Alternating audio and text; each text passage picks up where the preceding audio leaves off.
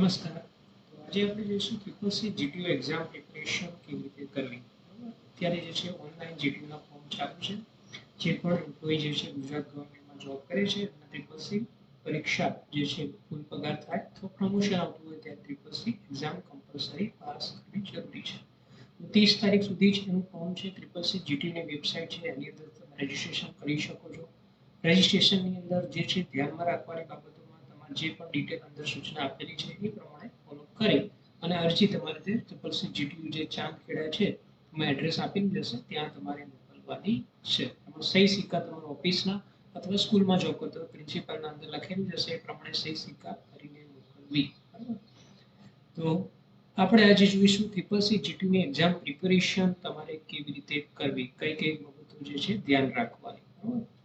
તો પહેલા જે છે ટ્રિપલ સી જીટીયુની પેટર્ન આપણે જોઈએ તો પેટર્નમાં આ રીતે છે. થિયરી જે છે 50 માર્કની છે અને પ્રેક્ટિકલ જે છે 50 માર્કનું છે. એટલે પાસિંગ માર્ક માટે બંનેમાં 25-25 લાવવાના છે. 50% જે છે બંનેમાં 25-25 માર્ક્સ લાવવા જરૂરી છે. જો થિયરીમાં પણ 24 માર્ક્સ આવ્યા તો પ્રેક્ટિકલમાં પણ 25 થી ઓછા 24 માર્ક્સ આવ્યા તો ફેલ ગણાશે. એટલે ટોટલ 100 માર્ક્સ આની અંદર આ રીતે છે. બંને એક્ઝામ ઓનલાઈન જ હોય છે. બરોબર. તો 50-50 છે એમાંથી 25-25 લાવવાના હોય છે.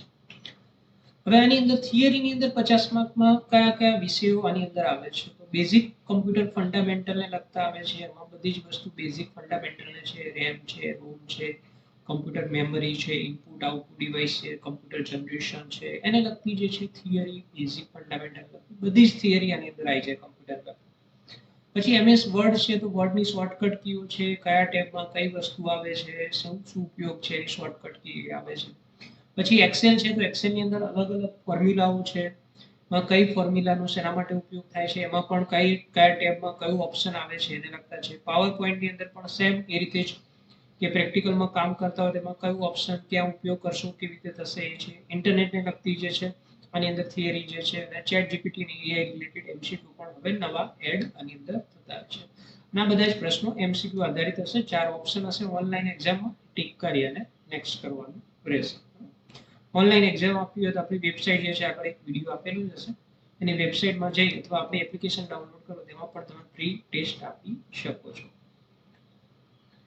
એના પછી પ્રેક્ટિકલ જે 50 માર્ક્સનું આવે છે એની અંદર શું શું આવે છે તો ગુજરાતી ટાઈપિંગ ખાસ એમાં જે છે 15 માર્ક્સ જેટલું ગુજરાતી ટાઈપિંગ હોય છે. લખવાનું વધારે હોય છે. ગુજરાતી ટાઈપિંગ તો ખાસ પ્રેક્ટિસ કરવી.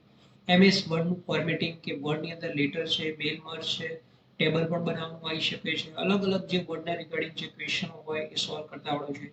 એક્સેલ છે તો એક્સેલની અંદર જે છે અલગ અલગ ફોર્મ્યુલાનો ઉપયોગ કરીને કેલ્ક્યુલેશન કરવાનું હોય છે. સેલરી સ્લીપ બનાવવાની હોય છે, પ્રાઇસ લિસ્ટ છે, પછી જે છે માર્કશીટ છે. એના સિવાય બીજા જે છે અલગ અલગ કેલ્ક્યુલેશન આની અંદર આવી શકે. પાવર પોઈન્ટની અંદર પ્રેઝન્ટેશન બનાવવાનું હોય છે.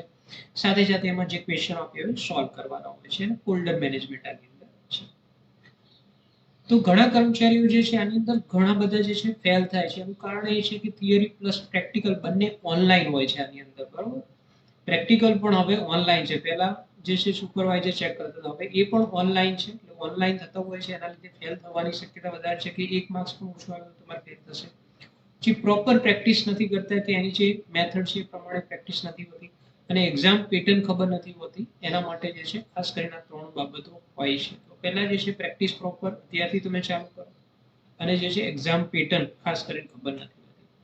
તો એક્ઝામ વિશેની જે છે મહત્વની આપણે વાત કરીએ તો એક્ઝામ કોઈ પણ સમયે તમારે આવી શકે છે અને એક અઠવાડિયા પહેલા જ તમારે જે છે આની અંદર તમને મેસેજ અથવા તો ઈમેલ આવે છે કે તમારી એક્ઝામ આ દિવસે છે. તો એના માટે સમય બહુ ઓછો મળે છે. તો એટલા માટે લાસ્ટમાં તૈયારી કરું તો ઘણા બધા લાસ્ટમાં જે છે એક અઠવાડિયું મળે છે અથવા 15 દિવસ પહેલા જ તૈયારી કરે છે. એની લીધે ફેલ થતા હોય છે. તો અત્યારથી ફોર્મ તમે ભર્યું હોય તો અત્યારથી જ એની પ્રિપેરેશન રાખવી. કારણ કે એસએમએસ આવશે એટલે અઠવાડિયા પછી તમને હશે કે આ તારીખે તમારી એક્ઝામ છે, અઠવાડિયા પછી જ એક્ઝામ હશે એટલે તૈયારી માટે પૂરો ટાઈમ નહીં મળે. એમાં એમસીક્યુ પણ તમારે ક્વેશ્ચન તૈયાર કરવાના પ્લસ પ્રેક્ટિકલ પણ બંને તૈયાર કરવું છે. મુશ્કેલ બની જાય છે. એના માટે ખાસ જે છે કર્મચારીઓને જે પણ ફોર્મ ભરેલું છે એમને વિનંતી કે તમે અત્યારથી જ તૈયારી ચાલુ કરી દો. કારણ કે એક્ઝામ ગમે ત્યારે આવી શકે છે. તૈયારી માટે બેસ્ટ પ્લાન શું છે કે અત્યારથી તૈયારી કરો. ગુજરાતી ટાઈપિંગ છે, એમએસ એક્સેલ છે, એમએસ પાવર પોઈન્ટ છે, વર્ડ ફોર્મેટિંગ છે. દરરોજ પ્રેક્ટિસ કરતા હોય એક ટોપિકની અને દરરોજ 10 થી 15 MCQ ક્વેશ્ચનો છે, વર્ડ છે, એક્સેલ છે, પાવર પોઈન્ટના, એ તમે સોલ્વ કરો તો તમે આરામથી પાસ થઈ શકો છો.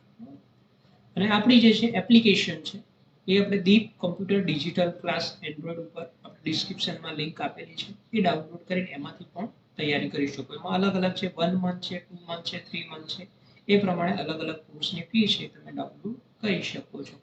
જેની અંદર આપણે રેકોર્ડેડ વિડીયો મૂકીએ છીએ, પછી ઓનલાઈન મૂક ટેસ્ટ છે, MCQ તમે ટેસ્ટ ઓનલાઈન આપવાનો છે એ પણ આપી શકો, થિયરીની નોટ્સ પણ છે, એના વિડીયો પણ છે, અને સાથે સાથે આપણે અપડેટ પણ કરતા રહીએ. નવું જે છે મટીરિયલ જે છે, સાથે સાથે અમુક જે છે પેપર લેવાશે તો એના જે પણ આપણે મળશે પેપર કેવી રીતે રિવ્યુના આધારે આપણે મોક ટેસ્ટ પેપર બનાવશું અને એ પણ આમાં અપલોડ થતા રહેશે.